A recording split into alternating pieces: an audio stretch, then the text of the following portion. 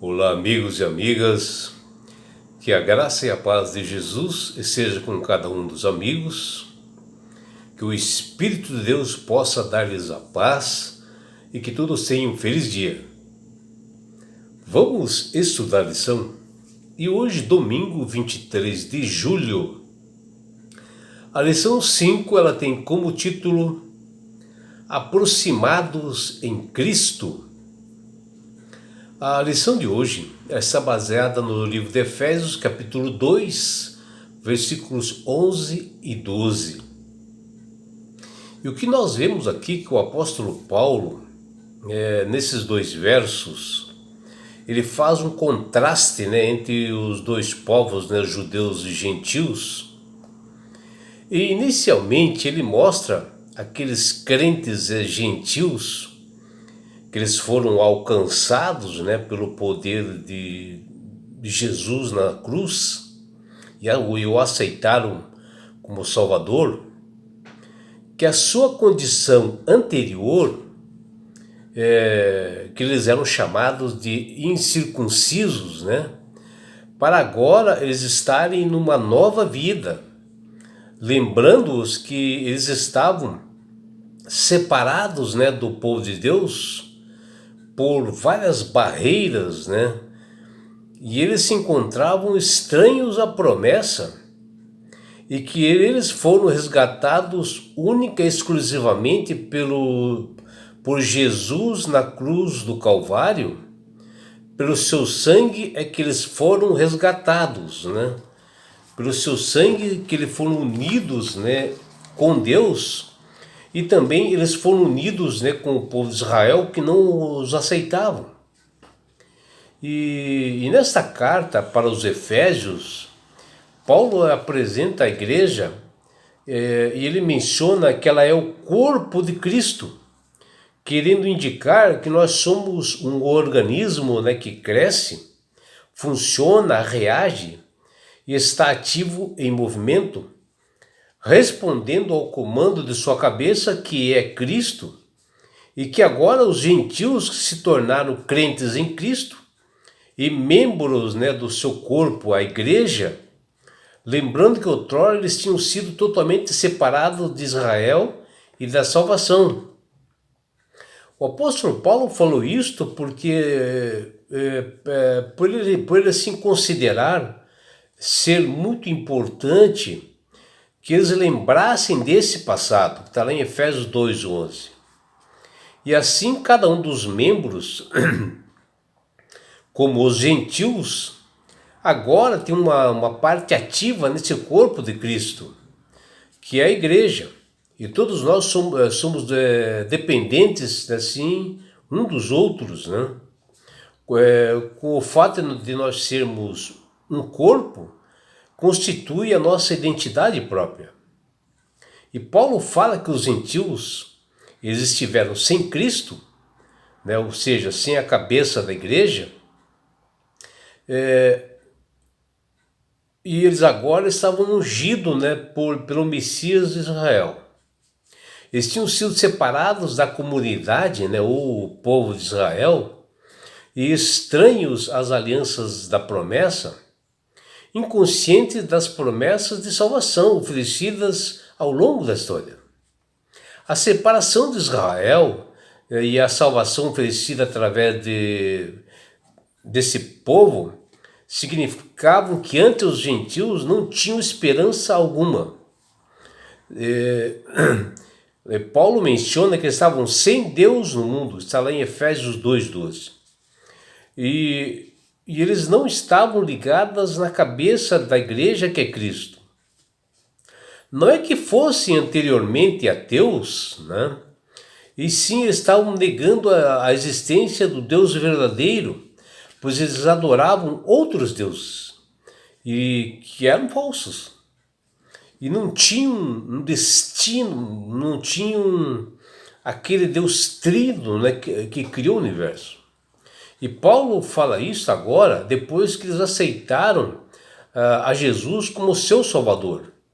Não para desenterrar assim, memórias, e ficar relembrando os antigos, ou até ferir esses crentes, né, gentios, mas para ajudá-los para nunca saírem dos caminhos do Senhor, para se fortalecerem o relacionamento com Deus e fortalecerem a aliança com seu Senhor, que quis mostrar o contraste espiritual dos gentios sem Deus, que eram pagãos, e que agora eles tinham uma nova vida.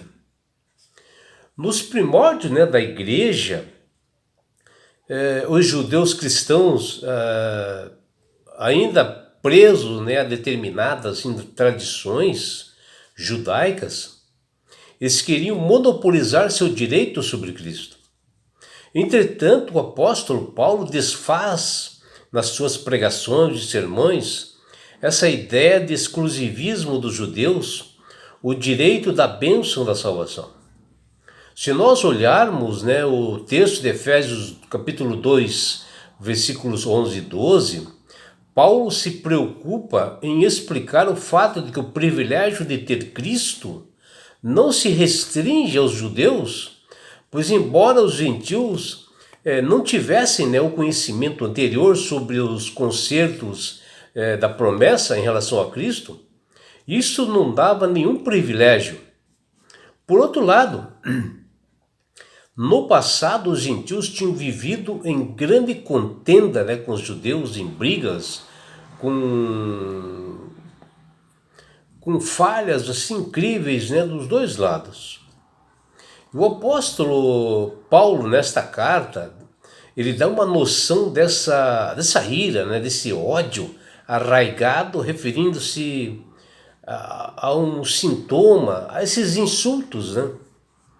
E os judeus se referiam aos gentios como imundos, né, como escárnios, né, como incircuncisão. E do outro lado, os gentios se referiam aos judeus como semelhante ao desdém com a circuncisão, como eles fossem mais valorosos, né, que está lá em Efésios 2:11. E agora que por um milagre divino, eles estavam juntos, né, judeus e gentios. E o apóstolo apontou para algo radicalmente diferente. Ele menciona que em Cristo Jesus, todos vocês que antes estavam longe foram aproximados pelo sangue de Cristo, que está em Efésios 2:13. Para nós entendermos, né, a intriga que aparece lá em Efésios 2:16, aponta que no início os gentios queriam se unir aos judeus, né? Eles queriam se unir, né, ao povo de Deus, mas eles encontraram, né, dificuldades, eles encontraram um muro que os impedia de fazê-lo. E essa divisão era dentro do templo de Jerusalém. E essa parede de separação era uma tragédia, né? Porque Deus chamou Israel para a sua graça e lhes deu a missão de proclamar ao mundo para que todos conhecessem, todas as nações vizinhas o aceitassem pelo testemunho deles. No entanto, os israelitas confundiram seu chamado para experimentar a santidade conferida pela graça, com isolamento e elitismo. E desta forma eles falharam, né, em cumprir a missão que Deus deu para eles, né?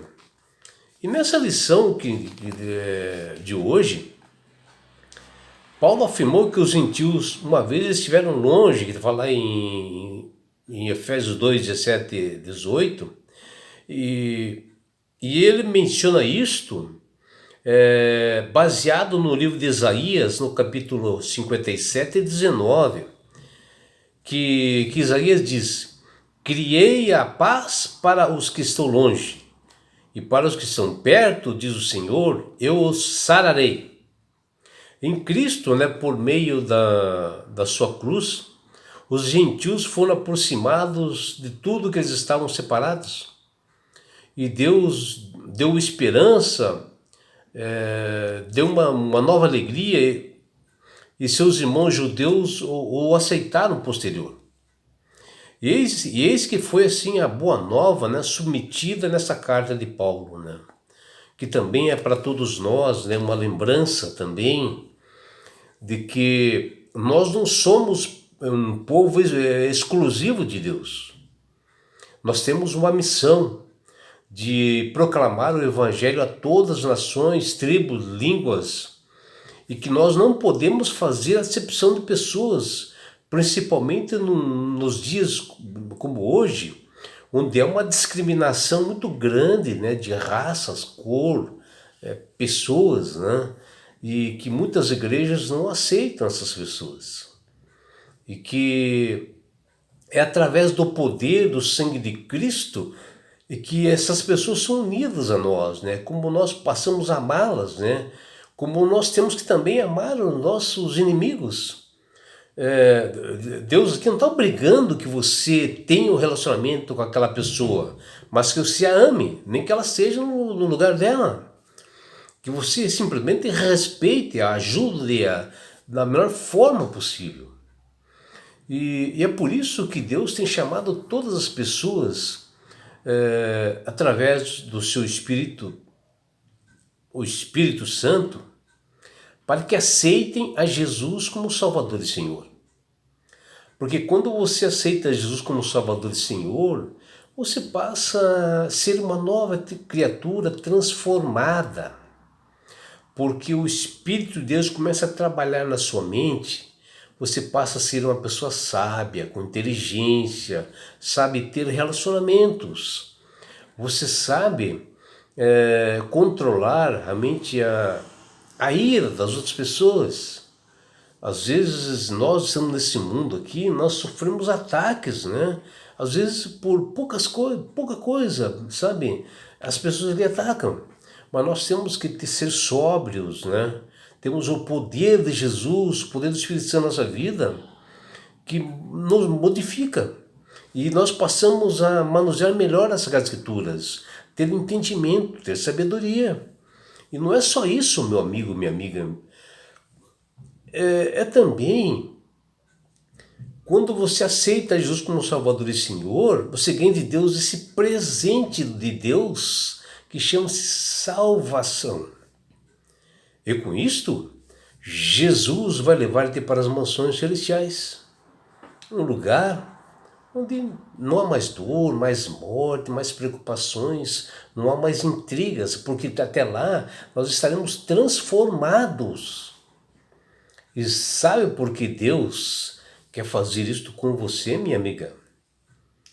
Com você, meu amigo? Porque Jesus te ama. Abraços do seu amigo João Carlos Amorim.